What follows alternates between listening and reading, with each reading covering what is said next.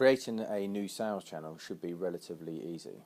The first thing you should make sure, of course, with any marketer should have full capability, or any user should have full capability to create that channel themselves. Providing autonomy to the brand or the retailer is absolutely essential. Also, the user should have the capability to create a clone of the primary channel and then be able to point that to a particular new URL for a different market, and maybe even a different product feed, because different products and different SKUs in different countries have different requirements. And then, of course, you want to be able to merchandise and tailor that channel according to that local market's conditions.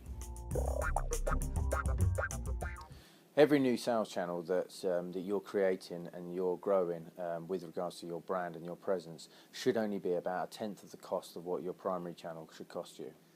Each retailer should expect a really comprehensive level of analysis when it comes down to the sort of information they gather about each channel. I mean, obviously, the customer base in Germany is going to be very different to what it is in Brazil or in Japan. They're going to have certain products that are going to be more popular than others. There's going to be other trends like higher return rates. There's going to be flash sales are going to be welcomed in some countries but not necessarily in other countries. Some people are going to use things like search over navigation or emails.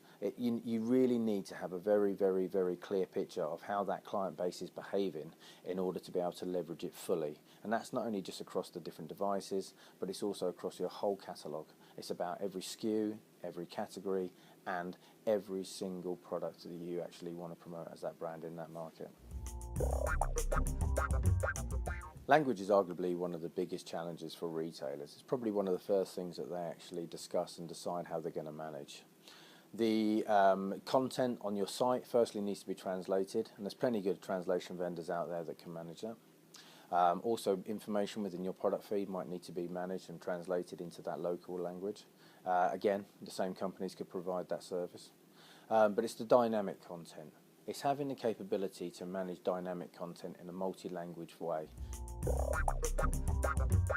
Driving sales locally is absolutely one of the biggest plus points about managing a channel independently of your other sites. Having the ability to merchandise that channel, market it, and then leverage promotions and do things such as flash sales within that channel and promote certain products and certain SKUs over others that are local to that market is absolutely critical. One of the challenges most retailers will find when they start trading into other markets is, of course, they have access to all of this information, and actually managing and understanding what promotions and trends are working in certain channels and what countries is going to be a task in itself. Therefore, they need to actually have the capability to automate that process, and self-optimization has to be included into that.